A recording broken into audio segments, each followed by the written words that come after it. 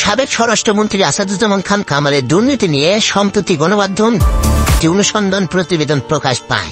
এরপরেই নড়ে চড়ে বসে দুর্নীতি দমন কমিশন দুদক।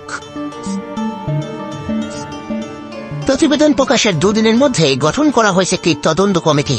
রিপোর্টে সাবেক স্বরাষ্ট্রমন্ত্রী যেসব অভিযোগ আনা হয়েছে তা অধিকতর তদন্তে বৃহস্পতিবার 5 সদস্যের একটি তদন্ত কমিটি গঠনের সিদ্ধান্ত নেয় দুদকের সেগুনবাগিচা কার্যালয়।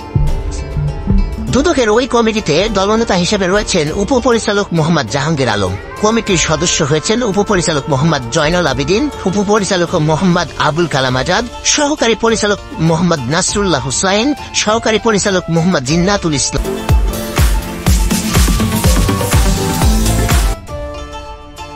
আমাদের সাবেক স্বরাষ্ট্রমন্ত্রী আসাদুজ্জামান খান কামাল সাহেবের একটা অভিযোগে ঘুষ গ্রহণ সংক্রান্ত এবং বস্তায় বস্তায় টাকা লেনদেন এবং বিভিন্ন নিয়োগ পদোন্নতি সংক্রান্ত পদায়ন সংক্রান্ত বিষয়ে ঘুষ গ্রহণের একটা অভিযোগ গতকাল পত্রিকায় প্রকাশিত হয়েছে। সেই পত্রিকার নিউজের প্রেক্ষিতে দুদক থেকে এটা অনুসন্ধানের ব্যবস্থা গ্রহণ করেছে এবং আমাদের এখানে 5 সদস্য বিশিষ্ট অনুসন্ধান কমিটি গঠন করা হয়েছে। প্রতিবেদনে তুলে ধরা হয় সাবেক ওই মন্ত্রী কয়েক হাজার কোটি টাকার দুর্নীতির প্রক্রিয়া ও কলাকৌশল, এমনকি বস্তা ভরে টাকা নেওয়ার বিষয়েও বলা হয় প্রতিবেদনে।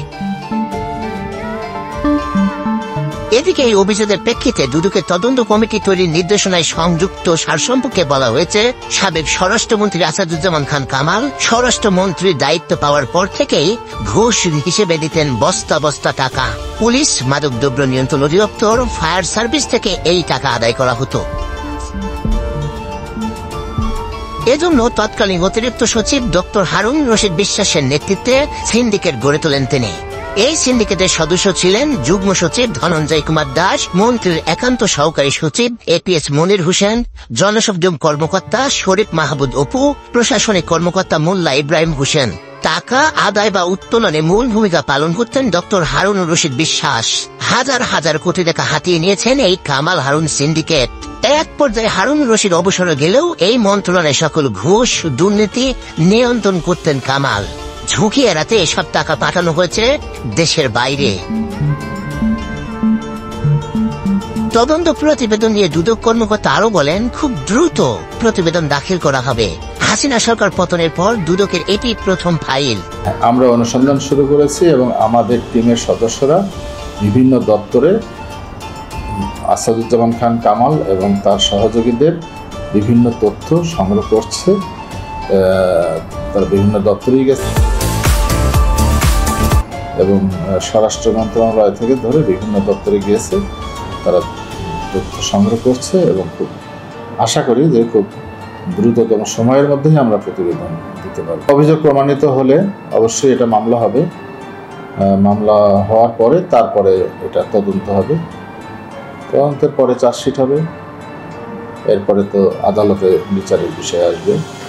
তো প্রাথমিকভাবে আমাদের জন্য চ্যালেঞ্জ এই সংক্রান্ত তথ্য উপাত্ত সংগ্রহ করা, সেটাই আমরা করছি এবং আমাদের টিম সর্বাধিক গুরুত্ব দিয়ে এবং সর্বোচ্চ শ্রম দিয়ে চেষ্টা করছে এই সংক্রান্ত তথ্য উপাত্ত সংগ্রহ করার জন্য, প্রমাণাদি সংগ্রহ করার জন্য তারা সর্বাত্মক চেষ্টা করে যাচ্ছে এবং আশা করি যে আমরা এ কাজে সফল হব।